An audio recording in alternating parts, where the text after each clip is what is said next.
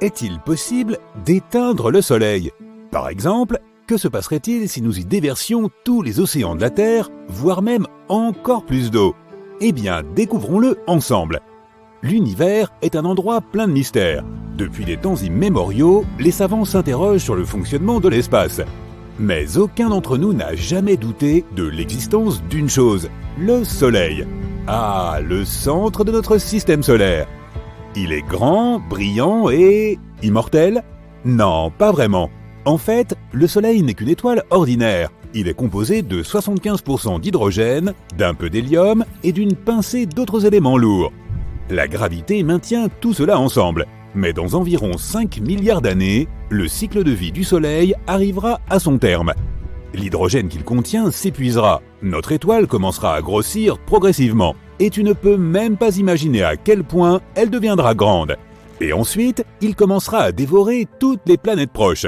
C'est à ce moment-là que nous regretterons d'être si près de lui. Après nous avoir tous absorbés, l'étoile restera une géante rouge pendant encore 1 milliard d'années environ. Et puis, tôt ou tard, elle commencera à rétrécir et à s'éteindre, se transformant en une naine blanche. À la fin, il ne restera d'elle qu'une nébuleuse planétaire brillante et colorée. Mais n'aie pas peur, en ce moment, le Soleil est au milieu de son cycle de vie. Il est né il y a environ 4,5 milliards d'années et il a à peu près autant de temps devant lui. Heureusement, nous sommes apparus pendant la période la plus propice et la plus stable de cette étoile. En d'autres termes, il n'y a aucune raison de s'inquiéter, mais tâchons plutôt d'en imaginer une. Et si on accélérait le cycle de vie du Soleil en utilisant de l'eau? Nous allons essayer de rassembler toute l'eau de la Terre et de la verser sur le Soleil. Tout d'abord, nous aurons besoin d'un seau. Non, pas celui-ci. Nous aurons besoin d'un très grand seau. Un qui puisse contenir environ 1,360 milliard de kilomètres cubes d'eau. Sa taille serait égale à la distance entre Washington et Chicago. Ou si nous ne pouvons trouver que des seaux ordinaires, il nous faudrait environ 70 trillions d'entre eux. Oui, on parle bien d'un nombre à 18 zéros. Bon, imagine que nous ayons obtenu une telle quantité de seaux par magie. Il est temps d'éteindre le Soleil. Nous aspergeons l'étoile avec toute cette eau et... Rien? Sérieusement? Oh, regarde ça! Le Soleil a probablement eu pitié de nous et a produit une toute petite éruption solaire. Il s'avère que toute l'eau de la Terre ne représente en fait qu'une ridicule gouttelette pour le Soleil. Les gens sous-estiment souvent à quel point le Soleil est infiniment plus grand que notre planète. En réalité, il peut contenir plus d'1,3 million terres. Alors, en effet, le Soleil ne s'éteindra pas et ne deviendra même pas plus froid. Il ne remarquera même pas que nous avons fait quoi que ce soit. Mais ne lâchons pas l'affaire, nous voulons vraiment éteindre le Soleil pour une raison ou pour une autre. Que se passe-t-il si nous versons juste assez d'eau dessus? Et quelle quantité représente cette assez? Tu te souviens de nos trillions de seaux? Eh bien, nous avons en fait besoin d'environ 370 quadrilliards de ceux-ci. Ce nombre comporte 27 zéros. C'est difficile à imaginer, alors disons simplement que ça fait beaucoup d'eau. Maintenant, déversons à nouveau tout cela sur le Soleil. Waouh! Regarde donc cette vapeur! Mais le Soleil ne s'est toujours pas éteint pour autant. Au contraire, il nous dit merci et devient soudain beaucoup plus grand et beaucoup plus lumineux. Que se passe-t-il? Tu vois, le Soleil n'est pas un vulgaire feu de camp. Dans les feux de camp et la flamme des bougies, il y a une combustion chimique. Lorsque nous versons de l'eau sur le feu, l'eau absorbe la chaleur de la flamme et la refroidit, à tel point qu'elle ne peut plus entretenir la réaction de combustion. Elle bloque aussi l'accès du feu à l'oxygène. En gros, l'eau interrompt le processus chimique. Mais la combustion du Soleil n'est pas la même réaction. Même si nous disons qu'il brûle, ce n'est pas tout à fait vrai. Ce qu'il se passe là-bas est ce que l'on nomme la fusion nucléaire. C'est l'une des réactions les plus puissantes et les plus insensées de l'univers. Il y a de nombreuses couches d'hydrogène qui s'enfoncent profondément dans le Soleil. Si tu prends 4 atomes d'hydrogène et qu'ils fusionnent, tu te retrouves avec un atome d'hélium. Lorsque nous parlons du Soleil, le processus est un peu plus compliqué. Lorsque l'étoile tente de produire cette fusion, les protons positifs se repoussent les uns les autres. Il faut donc beaucoup de force et d'énergie pour réussir à les presser ensemble. Heureusement, il existe une force magique dans l'espace, et c'est la gravité. Le Soleil occupe 99,8% de toute la masse du système solaire. C'est plutôt lourd, non? Et c'est toute cette masse qui maintient le Soleil ensemble à l'aide d'une incroyable force gravitationnelle. Ainsi, la gravité prend des billiards et des billiards de ces petits atomes d'hydrogène et les agrège ensemble à chaque seconde de chaque jour qui passe. Et lorsqu'ils entrent en collision, ils libèrent de l'énergie. Donc, contrairement au feu, le Soleil n'a pas besoin d'oxygène pour exister. Il a besoin d'hydrogène. Et nous savons tous que l'eau n'est autre que l'H2O. Elle est composée d'hydrogène et d'oxygène. C'est donc littéralement du carburant pour le Soleil. C'est comme essayer d'éteindre un feu avec de l'essence. Plus important encore, la masse supplémentaire ajoutée par l'eau rendra le Soleil plus lourd. Et maintenant, la gravité nous dit merci pour le coup de pouce. Et elle commence à faire entrer les protons en collision les uns avec les autres encore plus rapidement. Grâce à cela, la synthèse s'accélère. Super! Nous avons rendu le Soleil incroyablement puissant. Et maintenant, il nous a dévorés, ainsi que d'autres planètes proches. Et si nous continuons d'ajouter de l'eau, le Soleil finira tôt ou tard par s'effondrer sur lui-même. Il se débarrassera de ses couches extérieures et deviendra un trou noir. Génial! Maintenant, il va aspirer absolument tout ce qui se trouve alentour. Rembobinons rapidement car, de toute évidence, notre expérience sur l'eau était une erreur. Cette petite éruption solaire n'était pas si mal tout compte fait. Très bien, nous voici de retour au Soleil calme que nous connaissons. Mais il semble que nous ayons oublié quelque chose. Comment se porte notre Terre maintenant sans eau ? Eh bien, selon toute évidence, l'eau était d'une importance capitale pour la vie sur Terre. Qui l'eût cru ? Maintenant, il y a une énorme quantité de poissons inanimés et d'autres organismes marins qui gisent là où se trouvaient nos océans. Pauvres créatures! Quant aux habitants des profondeurs, ils n'ont tout simplement pas supporté un changement de pression aussi brutal. Les algues et les coraux se sont également asséchés. Attends un peu, n'étaient-ils pas responsables de la production de 50 à 80% de l'oxygène de la planète ? Oups, il est temps d'enfiler nos masques à oxygène. Et comment ça se passe sur la terre ferme ? Je veux dire, maintenant, tout n'est plus que terre ferme pour être honnête. Mais tu comprends où je veux en venir. Waouh ! Toute la terre brille de mille feux. Et je le dis très littéralement. S'il n'y a pas d'océan, alors il n'y a pas de nuages ni de pluie. Et maintenant, il y a des feux de forêt partout. Les pauvres animaux doivent s'échapper et quitter leur foyer. Et ce n'est pas comme s'ils allaient pouvoir en trouver d'autres, parce que toutes les plantes, bien sûr, vont rapidement se dessécher. Il n'y aura littéralement plus aucun endroit où vivre sur la planète. À présent, la Terre ressemble à un désert gigantesque. Mais des gens vivent dans le désert depuis des milliers d'années, non ? Ils sauront peut-être quoi faire. Eh bien non. Après tout, les habitants du désert ont eux aussi besoin de boire. Et maintenant, le chaos règne partout et les survivants se battent pour les dernières gouttes d'eau. Si tant est qu'il y a des survivants, à vrai dire, peu importe qu'ils se battent pour les dernières ressources, leur sort est déjà scellé. Les océans absorbent une énorme quantité de CO2. Savais-tu que notre Soleil est en fait vert ? D'accord, je plaisante. En réalité, il estimate de toutes les couleurs imaginables en même temps. Attends, quoi ? Je sais que ça a l'air d'une blague, mais je suis sérieux. Tu ne vois pas ? En fait, notre Soleil contient absolument toutes les ondes du spectre lumineux. Il est à la fois rouge, bleu, vert, jaune, et j'en passe. D'après toi, d'où viennent les arcs-en-ciel ? Lorsque la lumière du Soleil se reflète sur des gouttelettes d'eau dans l'air, elle se divise en un ensemble d'ondes colorées que nous pouvons voir individuellement. Et lorsqu'elles sont toutes réunies, nous percevons un rayon de lumière blanche. Nos yeux sont incapables de saisir le concept de toutes les couleurs en même temps. C'est pourquoi leur combinaison nous semble blanche. Attends, me dis-tu, mais pourquoi le blanc ? Le Soleil n'est-il pas jaune ?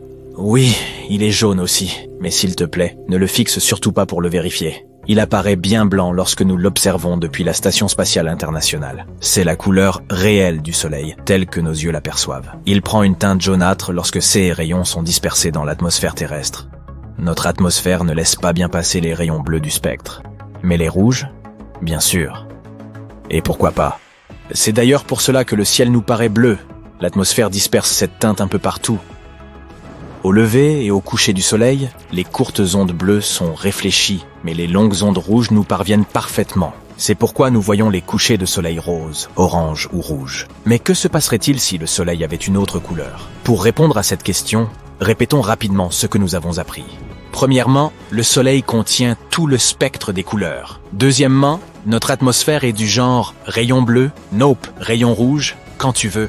Tu as donc probablement déjà deviné ce qui se passerait si le Soleil était, disons, rouge. Le monde entier ressemblerait à ce qu'il est lors des couchers de soleil. Pas mal, non? Nous n'aurions même pas besoin d'attendre le soir pour admirer le ciel écarlate. De l'eau orange et une lune rouge vif, oui, ce serait moins lumineux que ce à quoi nous sommes habitués, mais ce serait quand même pas mal. D'ailleurs, un jour, le soleil deviendra vraiment rouge. À la fin de sa vie, il se dilatera et se transformera progressivement en géante rouge avant de s'éteindre. Mais, ce ne sera pas très amusant pour nous, alors. Espérons que nous ne serons plus là pour voir ce moment. Je sais que moi, en tout cas, je ne serai pas là. J'ai une fête à laquelle je dois absolument aller. Et si le soleil était vert? La vérité, c'est que le soleil est vert. Oh, je sais, je t'entends d'ici. Attends, tu te moques de moi? Tu ne viens pas de dire qu'il était blanc? Bonne remarque d'ailleurs. Pas exactement, mon pote. Le soleil a juste l'air d'être blanc. Mais techniquement, sa température est d'environ 5500 C, et la longueur d'onde maximale du spectre du soleil correspond à la teinte vert bleu. Mais pour s'assurer que le soleil est bien vert, il faut occulter le reste du spectre visible. Notre atmosphère laissera alors passer une couleur verte pure. Que se passera-t-il alors? Tout sera vert, et tout deviendra aussi un peu plus sombre. Avoue que ce n'est pas si facile d'être vert. Bon, passons à autre chose. Maintenant, peignons le soleil en bleu. Les étoiles bleues existent réellement. On les appelle les géantes bleues. Heureusement, notre soleil n'en fait pas partie. Pourquoi heureusement? Parce que si c'était une géante bleue, ce serait une étoile jeune, belle, incroyablement grande et très, très chaude. La logique, le rouge est chaud, le bleu est froid, ne s'applique pas aux étoiles. Les étoiles les plus chaudes sont blanches et bleues, et les plus froides sont jaunes et rouges. En fait, notre soleil est très froid comparé à d'autres étoiles. Prends la température moyenne de ta ville et multiplie-la par des centaines de milliers. Oui, nous sommes aux prises avec le réchauffement climatique. Mais l'embrasement de la planète? Non. Merci, on va éviter. Quoi qu'il en soit, imaginons que le soleil devienne bleu. Comment verrions-nous le monde? Étonnamment, rien ne changerait. Tu te souviens que j'ai dit que l'atmosphère diffuse la lumière bleue? C'est pourquoi, dans ce cas, tout resterait pratiquement inchangé. Le ciel deviendrait peut-être plus bleu, mais nous ne verrions pas de grande différence. Enfin, l'option la plus sombre, sans jeu de mots. Et si notre soleil devenait noir? Fais des réserves de lampes et de bougies, car il n'y aura plus de lumière. Partout dans le monde, les gens utilisent l'électricité 24 heures sur 24 et 7 jours sur 7. Nous ne pouvons plus non plus voir la Lune. Après tout, si nous pouvons l'observer aujourd'hui, c'est uniquement parce que les rayons du soleil se reflètent sur elle. Il ne nous reste donc plus que les étoiles pour éclairer nos nuits. Mais elles ne nous sont pas d'un grand secours. Heureusement, ce scénario est totalement irréaliste et il n'y a pas d'étoiles noires, n'est-ce pas? Eh bien, non, il n'y a pas d'étoiles noires. Et pourtant, notre soleil finira un jour par devenir complètement noir. Et je ne parle pas d'un trou noir. Je parle ici de naines noires. Tu as probablement entendu parler des naines blanches. Peut-être même de 7 nains. Hihihi. Lorsqu'une étoile comme notre soleil est sur le point de finir sa vie, elle se dilate et se transforme en géante rouge. Puis, perdant progressivement ses couches supérieures, elle se transforme en naine blanche. Ne produisant plus de combustible, elles se refroidissent lentement. Il ne reste plus qu'un petit noyau qui vit sa vie et brûle de 1000 feux. Et lorsque l'étoile se refroidit complètement, eh bien, oui, c'est vrai, elle se transforme en naine noire. Mais tu n'en as probablement jamais entendu parler. Pourquoi? Parce que, surprise, elle n'existe pas. Et non, je n'ai pas menti. Le fait est qu'une étoile a besoin d'environ 1 quadrillion d'années pour se transformer en naine noire. Et notre univers est encore un bébé. Il n'a qu'environ 14 milliards d'années. Aucune étoile n'a donc encore atteint ce stade. Même les plus anciennes émettent encore un peu de lumière. C'est pourquoi les étoiles noires ne sont qu'une théorie. Et il est peu probable que nous puissions un jour en voir un jour une. Mais souviens-toi du célèbre dicton « Les étoiles que nous voyons la nuit sont déjà des fantômes car leur lumière ne nous parvient que maintenant ». C'est un mythe. Elles sont toutes encore vivantes. Et c'est tant mieux. Pourquoi est-ce que je te raconte tout cela? Imaginons que notre soleil se transforme en naine noire. Tout le système solaire serait immédiatement plongé dans l'obscurité absolue. Il ferait également très froid. La Lune quitterait son orbite et s'écraserait sur la Terre. Attends une minute. Oublions ce moment et supposons que nous sommes encore en vie. Heureusement, nous ne gèlerions pas instantanément, comme tu pourrais le penser. Le noyau de la Terre a sa propre température, plus de 5000 C. Mais les températures à la surface de la planète chuteraient tout de même immédiatement à 0 DGC. Le noyau se refroidit progressivement. Tous les 2 mois, sa température serait multipliée par 2. En seulement 2 mois, la température à la surface de la Terre serait de 123 degrés C. Et 1 an, elle atteindrait 270 degrés C. La plupart des plantes disparaîtraient rapidement, non pas à cause du froid, mais de l'absence de photosynthèse. D'autres vivraient un peu plus longtemps grâce à l'oxygène encore présent dans l'atmosphère. Et curieusement, les arbres survivraient très longtemps. Ils ont un métabolisme lent et puisant du sucre dans le sol. La couche supérieure des océans gèlerait assez rapidement. Heureusement, cette épaisse croûte de glace isolerait les eaux profondes, de sorte que l'océan tout entier ne gèlerait pas avant un certain temps. Les créatures marines se porteraient plutôt bien. Elles existaient bien avant nous et sont déjà habituées aux changements de température extrêmes, au manque d'oxygène et de nourriture, aux pressions énormes et aux autres joies de la vie en eau profonde. Et nous, les humains? Tout d'abord, nous commencerions à tomber malades. Sans vitamine D, les gens seraient confrontés à un grand nombre de problèmes de santé. Par ailleurs, notre corps a besoin de la lumière du soleil pour produire de la mélatonine. Cette mélatonine nous aide à comprendre quand nous devons nous coucher et nous réveiller. Si les gens n'avaient pas cette hormone, leur corps deviendrait très perturbé et ne comprendrait pas s'il a besoin de dormir ou non. Cela signifierait des insomnies pour de nombreuses personnes. Mais nous pourrions quand même survivre. Nous aurions 2 options. Construire des sous-marins géants et descendre dans les profondeurs de l'océan, plus près du noyau de la Terre. Ou rester à la surface et vivre notre vie dans un endroit où nous aurions des sources d'énergie géothermique. En Islande, par exemple. Nous pourrions aussi nous installer près des volcans, dont la chaleur suffirait à nous réchauffer pendant longtemps. Notre vision s'adapterait à l'obscurité. Mais à un moment donné, elle atteindrait son maximum. Il faudrait donc s'habituer à vivre dans le noir complet. Mais qui sait? Peut-être que nous nous adapterions aussi à cette vie. Quelle option préférais-tu? Vivre au fond de l'océan dans un sous-marin ou à la surface près des volcans?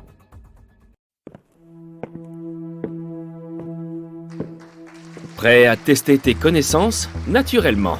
Tu obtiendras 1 point pour chaque bonne réponse. N'attendons plus. Le soleil est jaune. Penses-tu que c'est un mythe? Si tu demandes à quelqu'un de te dessiner le soleil, il y a de fortes chances que tu obtiennes un cercle jaune ou orange dans le ciel. Mais surprise, le soleil n'est pas vraiment jaune. Si tu pouvais le voir depuis un point situé hors de l'atmosphère terrestre, il serait blanc. Comment cela se fait-il? Selon la NASA, c'est à cause de sa température que le soleil est blanc. Il est composé de toutes les couleurs mélangées. C'est donc ainsi qu'il devrait nous apparaître. Alors pourquoi le voyons-nous jaune ou orange depuis la Terre, d'après toi? Les longueurs d'onde jaunes et oranges, qui sont plus longues que les autres, sont les seules qui nous parviennent de si loin. Les autres couleurs, à courte longueur d'onde, s'éparpillent dans l'atmosphère, et c'est pour la même raison que le ciel nous apparaît bleu pendant la journée. Les météorites sont aussi brûlantes que le feu lorsqu'elles atterrissent sur Terre. Qu'en penses-tu, mythe ou réalité? Lorsque les gens voient une boule de feu autour d'une météorite, ils disent qu'elle est super chaude, mais c'est un mythe. Les météorites n'atterrissent pas immédiatement sur Terre. La plupart d'entre elles sont dans l'espace depuis des milliards d'années. Et l'espace est un environnement froid. Un froid de quelques degrés au-dessus du zéro absolu. Mais les météorites ne tombent-elles pas sur Terre en brûlant? Comment cela se fait-il? Ce qui est en feu, c'est en réalité l'air qui se trouve devant la météorite. Il est comprimé par la vitesse super élevée de la météorite. Sa surface est donc effectivement en feu, mais cette couche superficielle s'éteint au moment de l'impact sur Terre. Comme tu l'auras probablement deviné, lorsqu'elles atterrissent, les météorites sont tout au plus tièdes, et non pas chaudes comme de la lave. L'une des faces de la Lune est constamment dans l'obscurité. Penses-tu qu'il s'agisse d'un mythe ou d'un fait réel? C'est un mythe. Non mais, d'abord le Soleil et maintenant la Lune? Vivons-nous donc tous dans le mensonge? Alors voilà, les gens regardent le ciel et ne voient que le côté éclairé de la Lune. Mais la réalité, c'est que le Soleil brille de manière égale sur tous les côtés de notre satellite qui tourne autour de la Terre. Une moitié de la Lune est dans l'ombre et l'autre moitié reçoit la lumière du Soleil. Ce n'est pas vrai. Tout comme sur notre planète, il n'y a pas de côté sombre permanent sur la Lune. La logique est simple. La Lune tourne autour de la Terre et elle tourne sur son propre axe et ce de manière synchrone. Voilà pourquoi on ne la voit toujours que d'un seul côté. Les trous noirs absorbent tout ce qui se présente à eux. Alors, mythe ou réalité? Les trous noirs n'ont pas une masse et une force gravitationnelle infinies. Mais malgré tout, personne ne sait vraiment avec certitude ce qui arrive aux objets qu'ils attirent. Les experts savent cependant que les trous noirs ne sont pas dotés d'une supergravité. Imaginons ceci. S'il y avait un trou noir à la place de notre Soleil, il n'absorberait pas forcément tout de suite notre planète. Représente-toi les trous noirs comme des aspirateurs. Il attire la poussière qui se trouve à proximité de leur rayon d'action. Mais la poussière hors de ce rayon n'est pas affectée. Donc même si un jour un trou noir venait à remplacer le Soleil, les planètes continueraient d'orbiter comme elles le font depuis des temps immémoriaux. Elles ne plongeraient pas forcément dans le trou noir. Mais si une étoile par exemple entrait dans le rayon d'action du trou noir, alors là oui, sa gravité aurait des conséquences. Lorsque tu appelles quelqu'un au téléphone, le signal est envoyé par un satellite. Est-ce un mythe ou une réalité? C'est un mythe. Ou plutôt une légende urbaine, ou une idée fausse, comme tu préfères. Il existe bien sûr des téléphones satellites, mais nous, les gens ordinaires, ne les utilisons pas tous les jours. Ton téléphone portable fonctionne de façon très différente. Lorsque tu appelles quelqu'un, l'antenne la plus proche te connecte à ton interlocuteur. Il y a tout un système de connexion entre les antennes. Le réseau est immense, ainsi que des câbles qui, eux, ne sont pas visibles. La Lune n'a pas d'apesanteur. Qu'en penses-tu? Mythe ou réalité? C'est une légende urbaine. Demande à n'importe quel astronaute. Si tu n'en connais pas, fais-moi confiance. Il existe des images prouvant que la Lune est dotée d'une pesanteur. Mais quand je dis ça, je ne veux pas dire que c'est comme sur Terre, où la pesanteur fait tomber des pommes sur la tête des savants. La pesanteur de la Lune correspond seulement à environ 1/6 de celle de la Terre. Quelle sensation cela fait-il de marcher sur la surface de la Lune? Le deuxième homme qui y a posé le pied, Buzz Aldrin, a dit que c'était comme se déplacer au ralenti et peut-être un peu comme sur un trampoline, mais sans les ressorts et l'instabilité. Le coucher de soleil sur Mars est bleu. Penses-tu qu'il s'agisse d'un mythe ou d'une réalité? C'est un fait. De magnifiques couchers de soleil, le ciel rempli de différentes nuances de jaune. Imagine maintenant la même chose, mais en bleu. Selon la NASA, les couchers de soleil sur Mars seraient bleus, vus à l'œil nu. La raison de cela, c'est la poussière. Les particules de poussière qui sont plus proches du soleil apparaissent dans des tons bleus. Il existe un phénomène appelé tremblement de lune. Est-ce un mythe ou un fait, selon toi? C'est un fait. Des séismes surviennent aussi sur la Lune, et on appelle ça des tremblements de lune. Ils ont toutefois des caractéristiques différentes, pas vraiment similaires aux tremblements de terre que nous connaissons. Il existe une planète assez chaude pour faire s'évaporer les roches. Alors, une idée? Est-ce un mythe ou un fait? C'est un fait. La température dans cet univers peut effectivement atteindre des niveaux très élevés, et il existe une planète dont la température est suffisamment haute pour faire fondre et même s'évaporer les roches. Elle est 2 fois plus grande que la Terre. Cette super-Terre est similaire à notre planète, mais elle est beaucoup trop chaude. Les experts pensent qu'elle possède peut-être des océans de lave, ainsi que des nuages, d'où tombe une pluie de roches fondues. 1 million de terres pourraient tenir à l'intérieur du Soleil. Penses-tu qu'il s'agit d'un mythe ou d'un fait? C'est un fait. Le Soleil est une étoile parmi plus de 100 milliards dans la Voie lactée. Et en effet, elle pourrait contenir 1 million de terres.